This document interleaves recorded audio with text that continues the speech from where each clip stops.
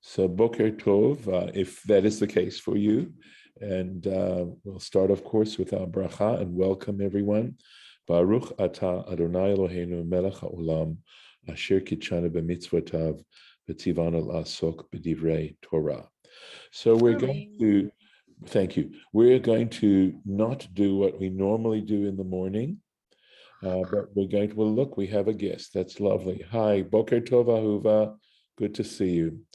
We're going to talk, I mentioned yesterday that I would talk a little bit about how the service got to be the service. And it's actually the source of it is in Brachot, in Tractate Brachot, the Talmud, page 26b. I don't remember that. I looked it up to make sure I could give you that reference, 26b in the Gemara in Tractate Brachot. And it gives two reasons for why we pray 3 times a day. And of course, we add others as well. So one source for all of this originally, right, for the daily offerings is found in the book of Numbers, somewhere around chapter 28, in Parshat Pinchas, where the statutory offerings are mentioned. So understand that offerings could be voluntary, or they could be driven by a vow, or they were public and statutory, and that's what's mentioned in Parshat Pinchas. Starting off with a daily Tamid offering, that is morning and late afternoon, and the Tamid, which was a lamb every day, 2 lambs, a lamb in the morning and a lamb in the evening, and then moving on to the additional lambs brought, 2 additional lambs brought on Shabbat. In other words, we go from the most frequent to the less frequent. So we go to Shabbat, and then it discusses Rosh Chodesh, and then it goes through Pesach, Shavuot. It also talks about, I think it also talks about the Omer, and it also talks about, I may not be correct about that though, because it really is talking about the offerings that were brought on the festivals, so Shavuot, Rosh Hashanah, Yom Kippur, and Sukkot, and Shmini Atzeret. So those are all mentioned, the specific offerings and the additional offerings that are mentioned in the Torah. So here's what happened. They had the centralization of the sacrificial worship, as we talked about yesterday. And of course, not everyone lives in Jerusalem. And this was something that people recognized as being extremely essential and beautiful. You can only imagine, the structure of the temple and how beautiful it was. And then the very impressive ceremonies of the priests offering in a very formal kind of way. We still respect these kinds of behaviors where every step, as it were, is thought out. So if you've been to the tomb of the unknown soldier and you've watched the changing of the guard there, you know that there's significance to every single step, there's significance to the uniform, every little piece has significance to it. And you can only imagine the Levites singing in chorus. This was something very, very impressive. But people lived far away from Jerusalem. They didn't live real close by. And they still lived in Eretz Yisrael, and they wanted to feel that they were a part of what was going on. And we have what are called the ma'amadot. And as I understand it, this is not actually mentioned in Brachot, because that's what discusses how we get to 3 services a day. But as I learned myself back in rabbinical school, that what would happen is that representatives of the communities, of the outlying communities, would go and observe what was going on in the temple on behalf of the community. So there was a great sense of obligation, or how can I say, duty, a sense that this was something that God had commanded, and that this was in a proper way, as best as one could try as a human being, to formally worship, to engage in formal worship with Hashem. And there clearly are sensibilities and sensitivities that we don't have by and large in Western culture. But to understand how the people felt connected to the temple. And the story is that while their representatives were in the temple watching and observing what was going on there, back in the communities themselves, they knew what time of day these things were going on. And they would meet back in their communities and offer up probably psalms and other kinds of elements of worship to feel connected to the people, to the people who were from their community at the temple. And they suspect that this was the very beginnings of what we now do at the synagogues. This was the very, very beginning of synagogue worship, because synagogue worship seems very, very different from what was going on in the temple. But this is a way of understanding some level of connectivity between the two. Now, the temple, of course, was subsequently destroyed. And I realize that for many people, even the whole idea of sacrificial worship, et cetera, not that important or repugnant.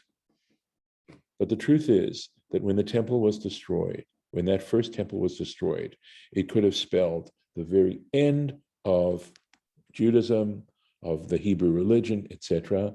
After all, when the 10 northern tribes of Israel were destroyed by the Assyrians, there's a reason why we talk about the 10 lost tribes, because basically the Assyrians assimilated them into their empire. And we are very fortunate that the Babylonians had a very different policy. They retained the integrity of communities because the Babylonians understood what is important for every responsible government to do, more important than anything else, collect taxes. And they felt that if they put that responsibility on the various communities they conquered, that would be easier than trying to administrate all this stuff on their own.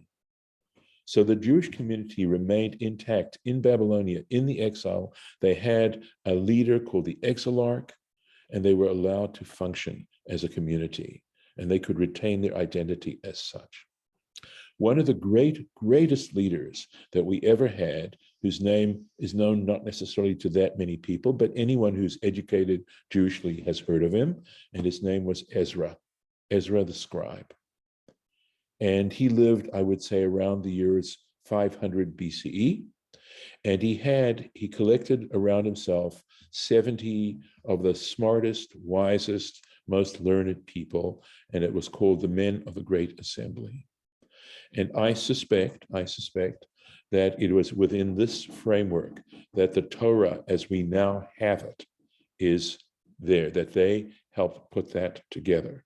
And I have some reasons for suspecting that.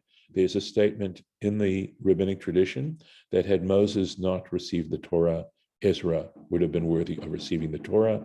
There are also statements in Ezra and possibly Nehemiah, they were contemporaries, about how they assembled people and read the Torah to them. And what I suspect, even though I'm getting off my subject, that what essentially they had were various sources that they then put put into a way, synthesized in the way that we have the Torah today, so that we could study the Torah and get the most out of it, make the most sense out of it. One of the things they also did, these were incredibly learned people, is they created the words of the Shmona Esrei, of the Amidah.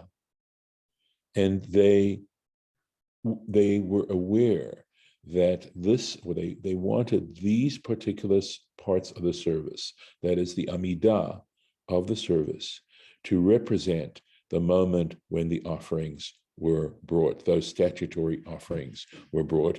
And this is what is mentioned, one of the reasons mentioned actually in the tractate Berachot 26b, where they talk about how Ezra and the men of the Great Assembly established the Amidah to take place in the place of these actual animal sacrifices.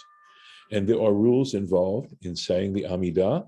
So, for example, you can only say Shachrit from the time in the morning when they would bring the Tamid offering to the time when they could no longer bring the Tamid, the morning, it was no longer considered the morning offering. There are specific times and brackets in which one can bring these offerings, and say these prayers. So you can't say mincha too early. There's a discussion as to when is the best time to say mincha, which of course is corresponding to the afternoon offering. And of course, there's a question which is, how about Ma'ariv? How about the third service? Because they only brought 2 statutory offerings every day, the Shacharit and the Mincha. So what about Ma'ariv? Well, if we examine Ma'ariv, we realize that there's certain structural issues about Ma'ariv that are unique and that what applies to Ma'ariv doesn't necessarily apply to Shachrit and Mincha. We know that with both Shachrit and Mincha, if there's a minyan, you get to repeat the Amidah in some form or another. You get to state the Amidah publicly. You don't do that with Ma'ariv. Ma'ariv is not repeated under pretty much any circumstances. Another factor is that for a long, long time, Ma'ariv was considered optional. However, at a certain point in Jewish history, the Jewish people took it upon themselves to make Ma'ariv obligatory. And according to the Talmud, Ma'ariv corresponds to the time when they would burn off the remnants of the sacrifices on the altar. And so that's a connection that is made between Ma'ariv and the sacrificial offerings. I think that one could certainly reflect heavily on the significance of this, that there's something unique about Ma'ariv, and that symbolically it may represent issues that are better expressed through the way it's done in the burning the remnants of the sacrifices, even though normally you know that a Jewish day begins with Ma'ariv, the liturgical day starts with Ma'ariv. Nevertheless, with sacrifices, that was not the order. The order for sacrifices was the morning offering, the afternoon offering, and then burning off the remnants of the sacrifices on the altar. I have a question. Sure. Okay, because Mincha, we don't do the Shema. Correct. And but for Shacharit and Ma'ariv, we do. Yes. So wouldn't that be a reason to have Ma'ariv? I see what you're saying. You could say that. I thought you were going to ask a different question, is why don't we say the Shema at Mincha? But you probably know the answer to that. No, I don't. Okay. So so understand that it is the Amidah, which is a rabbinic mitzvah, right? This is not in the Torah. It's a mitzvah that was developed by the rabbis, is what makes service a service. It is the essential. If you don't say the Amidah in your prayers, you're basically saying prayers. Not saying that isn't good.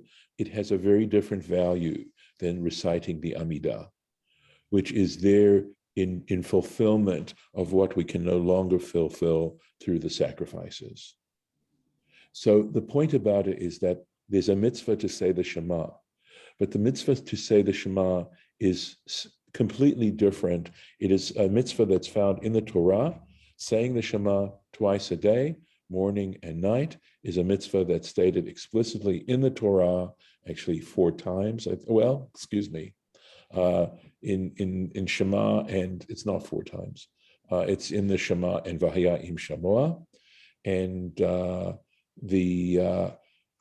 tzitzit, the 3rd paragraph, doesn't mention it, and it's a separate mitzvah too, and there's a discussion in Brachot as to whether you should be saying that 3rd paragraph at night, and the decision was made that using midrashic applications that you say that at night as well.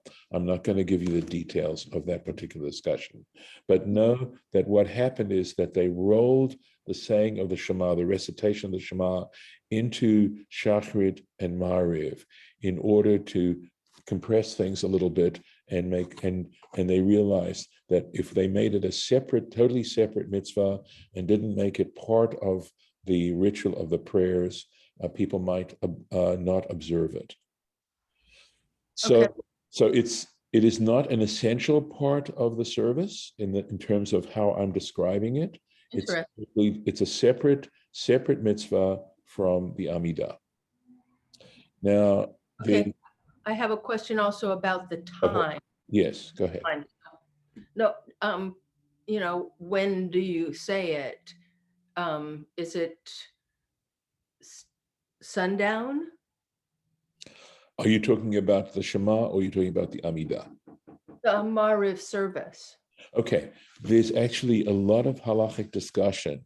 The very first Mishnah of Tractate Brachot, which discusses prayer, discusses the time for Ma'ariv. And there's this disagreement between Rashi and Tosafot there, and some of the other commentators then also bring their opinions in. And because there's a question as to how early you can say Ma'ariv, and whether or not that is too early to fulfill the mitzvah of the Shema, of reciting the Shema. And so Rashi has a very interesting commentary at the very beginning there, and essentially it comes out that reciting the Shema at bedtime might be the essential actual practice of fulfilling the mitzvah. So we have to be conscious that there's a difference, or sensitive to the idea that there's a difference of reciting a prayer because we want to do it or because it stimulates us, as opposed to doing it because it's a duty to perform it. So are we doing this to fulfill the mitzvah before God, or are we doing this because we find it stimulating and inspiring, etc., etc.? And there is a distinction between those two things. So there is a discussion as to whether or not you have to say the mitzvah of Kriyat Shema when you go to bed at night, as opposed to during Ma'ariv. There are some places which are very meticulous about not starting Ma'ariv before nightfall, because if you do start Ma'ariv at nightfall, then of course it is the time to say the evening Shema as well as the Amidah. But many, many, many places where there is a practice of, coming to minyan and feeling that that's an important part of the day, an essential duty, they will start Ma'ariv earlier. They will do it in conjunction with Mincha, right after Mincha. That's a very old practice, and essentially because they wanted to make it possible for people who wanted to practice the mitzvot to be able to practice the mitzvot, and not to throw curveballs and make it hard. There were also reasons that back then people were working in the fields, and if they waited until nightfall, there was a possibility that they would be endangering themselves from bandits, etc. There wasn't good lighting, etc., etc. So there were reasons why, because we want the religion to be practical. We want it to be practiced and not simply be nice words. And so that's why these things have happened. So there really are very good and interesting reasons as to why some of these things developed. So while I have the time, because I'm using up my time very quickly, there's another reason given in Brachot as to why we pray 3 times a day.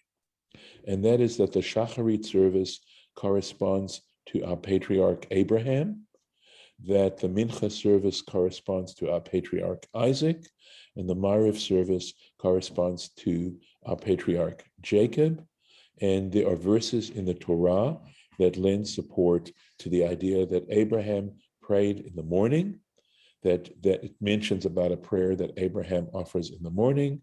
And the word for prayer is understood to refer to this Amidah, because we come before God during the Amidah. That's why we stand. And then it talks about Yitzchak, where I can remember the verse, when Rebecca, Eliezer, we think it was, Eliezer and Rebecca came back together Isaac was meditating in the field, lasuach basadeh, and it says, towards the end of the day.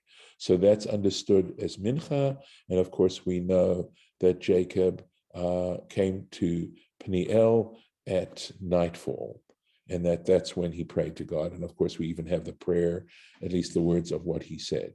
Now, clearly, there's a lot more significance. Unfortunately, we sometimes, I think, as you've heard me, ride off on this one, get distracted by the fact that it's the patriarchs, et cetera. And the truth is, the significance of the patriarchs is not their masculinity. The significance of the patriarchs has more to do with qualities that are considered to be associated with them. So that Abraham is associated with chesed, with loving kindness. Isaac is associated with justice, with din, and Jacob is considered a combination of the two, which is, I believe, rachamim, which is a combination of both love and justice. And that's really what is supposed to be focused on. And again, one can sort of see a little bit of an effect. This isn't stuff that is expressed explicitly in the Talmud. I think the Talmud also wants us to use our own minds and to try to use our own meditations on these various things. And it sort of gives us an opening in which to think about this. In what sense would you want the morning to represent love and divine love and the human practice of chesed? And in what sense would the afternoon be a good time to look into right behavior, acting in a just way, etc. And the evening representing a combination of these two, because the evening is a wonderful time to reflect. And in fact, it's a practice that's out there of reflecting on the day that's passed and thinking about it and thinking about what you did right and what you did wrong and what you need to change. That's something you do. It's a practice that one can do, that evening meditation, as to what it's supposed to basically focus on. So the men of the Great Assembly were very meticulous in the words that they chose, in how many words there were in the Amidah.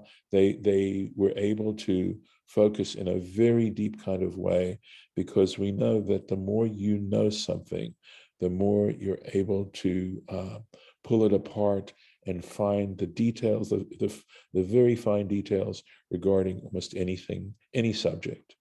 You start to be able to do that. So they were capable of it. And of course, what happened was, in the course of the centuries, the prayer book gained other particular elements to it that gained popularity and acceptance. And essentially, the traditional prayer book is the result of all these, accretions that happen. But the very essence of it, nevertheless, is the Amidah. And that's some background, and I'm happy to take questions if you have any. I have one comment. Yes. This, to me, says that it's about community. And it's about doing all of these different things to bring everyone together at different times. Even way back when the sacrifices were happening in the temple, then people were in like mind to be focusing on not only themselves and their community, but for those who were doing the sacrifices or that for the community, but also linking everyone together as one people throughout time. Yes. What you say has a lot of validity. They say that at Mount Sinai, when they first arrived at Mount Sinai, that the Jewish people were totally unified, and had they not been totally unified, they never would have received the Ten Commandments. So the idea of knowing how to get along, both personally and publicly, is obviously, in order to achieve that unity, is something very fundamental, and I think you were bringing that out. I would say there's another important element, though, that I think is sometimes neglected, and that is a sense of duty. That sometimes you do things not because you want to do them, but because you have to do them, because it's the right thing to do, and not to make it, always around what one's personal tastes. And very often achieving unity involves that sense of responsibility and duty. And seeing, because I think most people look at these prayers as simply being, I enjoy going, and that's why I do it.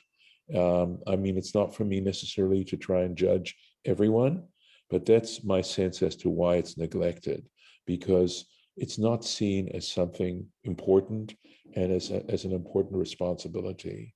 Um, and I could certainly go into various reasons why, beyond even the very fact that since we are commanded to do it, it may be a rabbinic command and not a biblical command, but that doesn't make it any less valid. And certainly rabbinic commands, without any doubt, take into account the point you were making, Lisa, about creating community. But so it's in Hebrew, we don't understand Hebrew, it can be tedious, it's repetitious, etc. And those are not necessarily things that are appealing unless you sort of have developed a taste and an understanding and this sense of moral duty, that it's something that one does as a Jew. Now, that traditionally women were not obligated to do this. And the reason for this was because for most women, not necessarily all, but for most women, they had to take care of raising the children. And of course, the way families were back then, etc., and the fact that it was an extremely laborious process to take care of domestic chores and other kinds of things. Back then, it was felt as unfair to obligate women to come to minyan or to do time-bound positive commandments. Now, we conservative Jews, at least within conservative Judaism, believe that the situation has changed. And when circumstances alter, they need to, then the halacha is able to accommodate various elements that involve circumstances. And it's still, of course, terribly important that if you do have children, that they get all the attention they need, and they need a lot of attention. But at the same time, it's sensed that, women may, in fact, want to take on this obligation, and that they should have that opportunity to take it on as an obligation. I have one more comment. Sure. Please. It's about the obligation, and then the juxtaposed with the liking to do it, and then the Hebrew in there, kind of in the middle, that where you don't understand, and the repetition. Except what I love about all of that coming together is that's how you learn. I agree. You show up, and if it's that you just love to hear it and it makes you have the warm fuzzies, that's wonderful. And if you do it from, it's an obligation, it's a duty, and I want to do it. Those two things are so valid, because ultimately it brings you to an understanding. Mm-hmm. Mm-hmm. The thing that we never learn in Hebrew school or in religious school or anything, and this is a big deal with me, it's a music thing too, but we never learn how to do it. What we're really supposed to be doing, not just saying the words. When you get the words down, then there's the next level, and we never get to the next level with our kids. Which is the same thing with like music. We never learn how to practice.